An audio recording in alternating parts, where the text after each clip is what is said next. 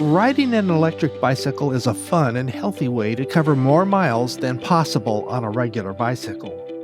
An electric bicycle is similar to a regular bicycle in many ways, but there are also some differences. To get started, check the tire pressure for the front and rear tires. A simple test is to squeeze the tire to see if it's soft. The preferred method is to use a pressure gauge if available. Adjust the pressure to your preferred amount of air. The tire sidewall will provide the maximum pressure allowed, but you do not need to use maximum pressure if you prefer a softer ride. Adjusting your saddle is a crucial part of riding any bicycle. You want the saddle to be as high as you are comfortable riding to ensure proper leg extension. A good rule of thumb is to raise the saddle so just the ball of your foot contacts the ground when you're at a stop. If you prefer a lower saddle height to keep your feet flat on the ground, this is also acceptable, but remember, the higher the better. Handlebar adjustments are also an important part of riding a bicycle. This generally happens during bicycle assembly, but it's worth mentioning in this video. When seated, you want your wrists to be straight and your hands to align with the brake levers.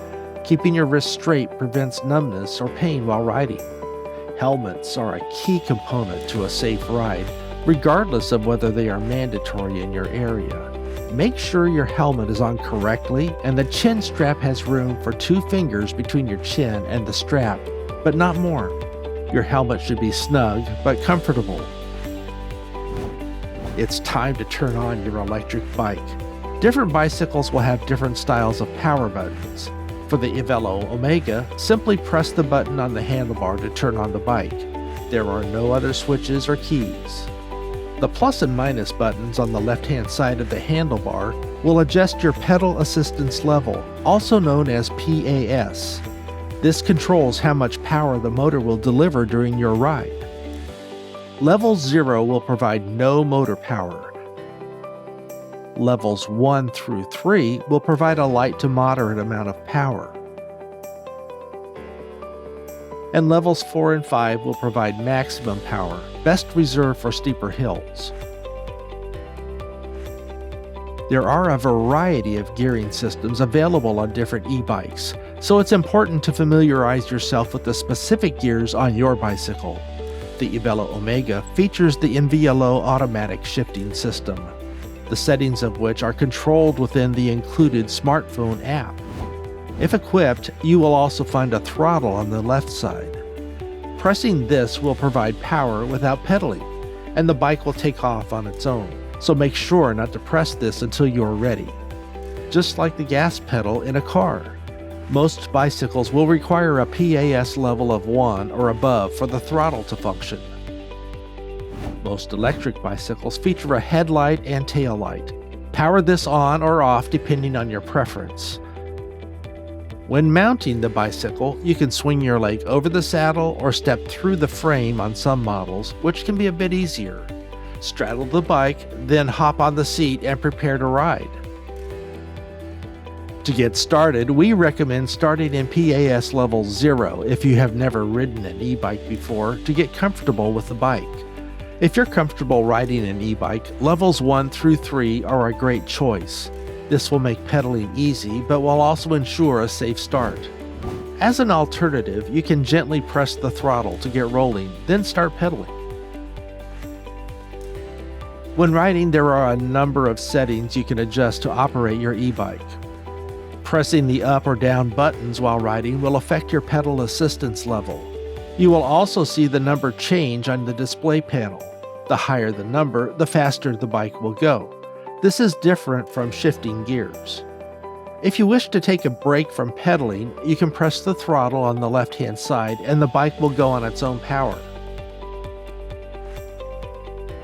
Most display panels will offer a number of features like wattage consumption, an odometer, and a battery gauge to see how much power is left in the battery. When coming to a stop, you want to use both brake levers simultaneously. Most bicycles in the United States will have the left lever control the front brake and the right lever control the rear brake. Be careful not to squeeze too hard on the front lever. Make sure your feet can touch the ground when coming to a stop. If you need to make a quick stop, be comfortable and ready to hop off the saddle once the bike has stopped moving. There are a few riding tips that will ensure your e-bike lasts as long as possible and gives you the most range possible. Pedal with the bike going up hills to extend your range and put less stress on the motor and electronics. You want to work with the motor for steep hills. Once you reach the top of the hill, that's a good time to take a break and let the throttle do the work. Using only throttle power to get up steeper hills puts unnecessary stress on the motor and will significantly reduce your range. If you're looking to go as far as possible, use PA levels 1 and 2 and use the throttle sparingly. This will maximize your range and battery life. When you're done with your ride and it's time to park your e-bike, you can charge the battery on or off your bicycle. Removing the battery and keeping it in a climate-controlled environment is recommended both for charging and long-term storage. Plug your charger into the battery first, then plug your charger into the wall. This is a great way to get the longest life out of the connectors. Last but not least, a clean bike is a happy bike. Many maintenance issues can be avoided by keeping your bike clean. E-bikes with belt drives and internal gearing make this much easier than bikes with chains. If you have any questions about any of our bikes, visit EVELO.com to see our full range of electric bicycles.